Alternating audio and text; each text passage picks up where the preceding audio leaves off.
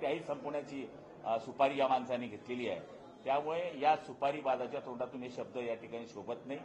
मूळ अशा पद्धतीचं वाच्यता करणं म्हणजे एक मराठा समाजाच्या एका राजाच्या बद्दल, एका मोठ्या माणसाच्या बद्दल असं बोलणं म्हणजे सामाजिक भावना सुद्धा दुखवण्याचं हे काम आहे.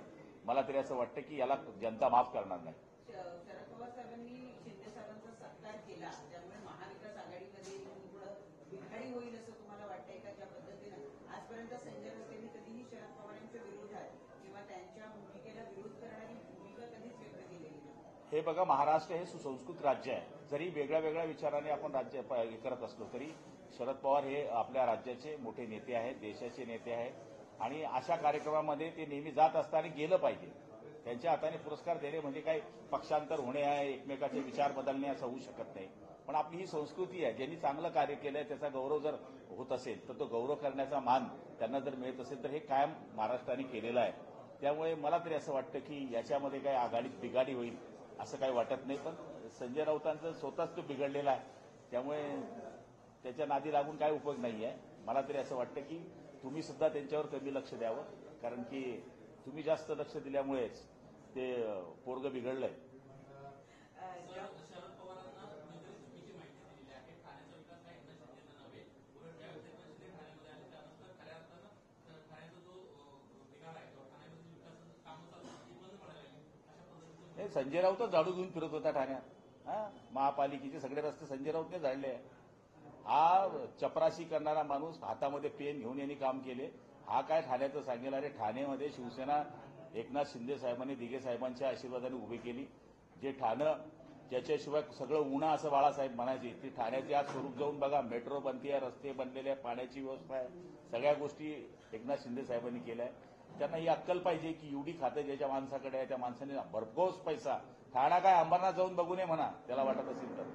अंबरनाथ सारखं शहर 100% काँक्रिटीकरण रस्ते, पाण्याचे रस्ते, एमआयडीसीमध्ये काम करण्याचा प्रयत्न या ठिकाणी केलेला आहे. त्यामुळे आता बोलण्याचं भांडवल काहीच राहिलं नाही. आज शिवसैनिक होता कुठे? हा पेपरवाला होता, पेपरमध्ये लिहायचा. बाळासाहेबांच्या पायाशी बसला, सलाम उजरीगिरी केली. बाळासाहेबांनी म्हणलं बच्चू चांगलं दिसतंय म्हणून राज्यसभा मिळाली. याला कधी माहित आहे निवडणुका काय आहे, शिवसैनिक काय आहे, किती केसेस याच्यावर? हा एक केस आहे भ्रष्टाचार केल्याची. महासंत झाला तुझ्या केसमध्ये जाऊन. घडी घडी तेच सांगतो, मी जेलमध्ये जाऊन आलो, मी जेलमध्ये जाऊन आलो. आता त्याचा सत्कार त्या कारणास्तव केला पाहिजे. पण 2 दिवसांपूर्वी मुख्यमंत्री राज ठाकरे यांना भेटून आले, त्याच्यावेळी त्यांनी असं वाक्य वापरलं की शिवतीर्थाचा आता पॅकेज आलेला आहे, जो तो येतो उत्सुक शिवतीर्थावर जातो आणि कॉफी पितो. त्याला हे वाटलं पाहिजे की ज्या बाळासाहेबांच्या दरबारची मातोश्रीमध्ये नरेंद्र मोदी सारखे साहेब असतील, प्रणव मुखर्जी असतील, वाजपेयीजी असतील, प्रमोद महाजनजी असतील, हे सगळे मातोश्रीवर जायचे. आज काय स्थिती आहे?